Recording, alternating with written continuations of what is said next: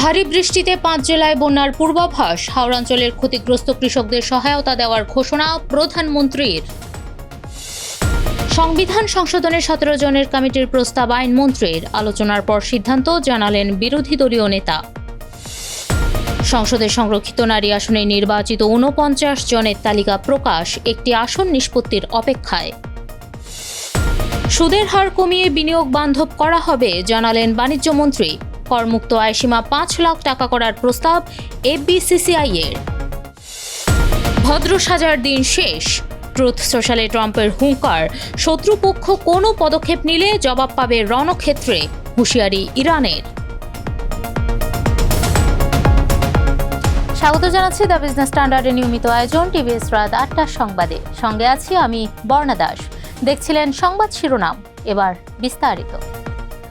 ভারী থেকে অতি ভারী বৃষ্টিতে দেশের ৫ জেলায় বন্যার আশঙ্কা দেখা দিয়েছে। বন্যা পূর্বাভাস ও সতর্কীকরণ কেন্দ্রের উপবিভাগীয় প্রকৌশলী পার্থপ্রতিম বড়ুয়া জানান, মৌলভীবাজার, নেত্রকোনা, সিলেট, হবিগঞ্জ ও সুনামগঞ্জ জেলার নিম্নাঞ্চলে সৃষ্টি হতে পারে বন্যা পরিস্থিতি। এদিকে হাওড়াঞ্চলে ভারী বৃষ্টিতে ক্ষতিগ্রস্ত কৃষকদের চিহ্নিত করে আগামী ৩ মাস সরকারের পক্ষ থেকে সহযোগিতা দেওয়া হবে বলে জানিয়েছেন প্রধানমন্ত্রী তারেক রহমান। ২৯ এপ্রিল জাতীয় সংসদের সুনামগঞ্জ ৫ আসনের সংসদ সদস্য কলিম উদ্দিন আহমেদ প্রধানমন্ত্রীর দৃষ্টি আকর্ষণ করে বলেন, প্রবল বৃষ্টিতে সব হাওর তলিয়ে যাচ্ছে, ধান কাটতে মাঠে লড়াই করছেন কৃষকেরা। জবাবে প্রধানমন্ত্রী জানান, ক্ষতিগ্রস্ত কৃষকদের চিহ্নিত করে সরকারের পক্ষ থেকে দেওয়া হবে সহযোগিতা। সংবিধান সংশোধনের লক্ষ্যে জাতীয় সংসদের একটি বিশেষ কমিটি গঠনের প্রস্তাব করেছেন আইনমন্ত্রী মোহাম্মদ আসাদুজ্জামান। এই কমিটিতে বিরোধী দলের পক্ষ থেকে ৫ জনের নাম দেওয়ার আহ্বান জানিয়েছেন তিনি। ২৯ এপ্রিল মধ্যাহ্ন বিরতির পর সংসদের বৈঠকে সংবিধান সংশোধন সম্পর্কিত বিশেষ কমিটি গঠনের প্রস্তাব করেন আইনমন্ত্রী। তিনি বলেন, সংবিধান সংশোধন সম্পর্কিত বিশেষ কমিটি করার বিষয়ে বিএনপি নেতৃত্বাধীন জোট থেকে ১২ জনের নামের তালিকা ঠিক করা হয়েছে। বিরোধী দল থেকে থাকবেন ৫ জন। এদিকে সংসদের বিরোধী দলীয় নেতা শফিকুর রহমান বলেছেন, এই কমিটি গঠনের ক্ষেত্রে ধারণাগত ভিন্নতা আছে তাদের। প্রস্তাবটি নিয়ে নিজেরা আলোচনা করে পরে সিদ্ধান্ত জানাবেন তারা। ত্রয়োদশ জাতীয় সংসদের সংরক্ষিত নারী আসনের নির্বাচনে ৪৯ প্রার্থীর মনোনয়ন বৈধ হওয়ায় বিনা প্রতিদ্বন্দ্বিতায় নির্বাচিত হতে যাচ্ছেন তারা। বৃহস্পতিবার এই ৪৯ সংসদ সদস্যের নাম উল্লেখ করে প্রকাশ করা হবে গেজেট। ২৯ এপ্রিল নির্বাচন ভবনে সংরক্ষিত নারী আসনের নির্বাচনের রিটার্নিং কর্মকর্তা মোহাম্মদ মঈন উদ্দিন খান সাংবাদিকদের এসব জানান।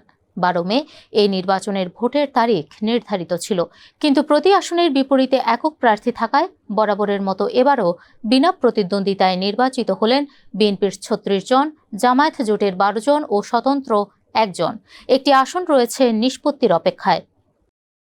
ডাবল ডিজিটের সুদের হার কমিয়ে তা বিনিয়োগ বান্ধব পর্যায়ে নামিয়ে আনার উদ্যোগ নেওয়া হবে বলে জানিয়েছেন বাণিজ্য মন্ত্রী খন্দকার আব্দুল মুকতাদির। তিনি বলেছেন, উচ্চ সুদের হার শিল্প ও বিনিয়োগ প্রবৃদ্ধির জন্য বড় বাধা হয়ে দাঁড়িয়েছে।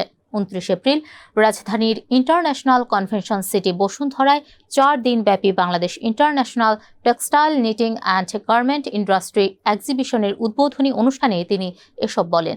এদিকে ব্যক্তি শ্রেণীর করদাতাদের বার্ষিক করমুক্ত আয়সীমা ৫ লাখ টাকায় উন্নীত করার প্রস্তাব দিয়েছে ব্যবসায়ীদের শীর্ষ সংগঠন এফবিসিসিআই। বর্তমানে এই করমুক্ত সীমা ৪.৫ লাখ টাকা। নিম্ন ও মধ্যম আয়ের মানুষের উপর করের চাপ কমাতে এই প্রস্তাব দিয়েছে এফবিসিসিআই। যুক্তরাষ্ট্রের প্রেসিডেন্ট ডোনাল্ড ট্রাম্পের একটি সামাজিক যোগাযোগ মাধ্যম পোস্ট ঘিরে নতুন করে উত্তেজনা ছড়িয়েছে ওয়াশিংটন ও তেহরানের মধ্যে। নিজের সামাজিক মাধ্যম ট্রুথ সোশ্যালে বন্দুক হাতে একটি ছবি শেয়ার করেছেন ট্রাম্প। সেখানে তার পেছনে ভয়াবহ বিস্ফোরণের দৃশ্য দেখা যাচ্ছে। ছবির ওপর বড় অক্ষরে লেখা, ভদ্র সাজার দিন শেষ। ছবির সঙ্গে দেওয়া পোস্টে ট্রাম্প অভিযোগ করেন, পরমাণু অস্ত্রমুক্ত চুক্তির পথে হাঁটতে ব্যর্থ হচ্ছে ইরান। এদিকে শত্রুপক্ষ কোনো পদক্ষেপ নিলে রণক্ষেত্রে তার জবাব দেওয়া হবে বলে হুঁশিয়ারি করেছে ইরানের সেনাবাহিনী। জানায়, পরিস্থিতি এখনও যুদ্ধকালীন, যে কোনো পরিস্থিতি মোকাবেলায় সার্বক্ষণিক নজরদারি চালিয়ে যাচ্ছে তারা। দর্শক, এ ছিল টিভিএস রাত ৮টার সংবাদে। এতক্ষণ সাথে থাকার জন্য ধন্যবাদ সবাইকে।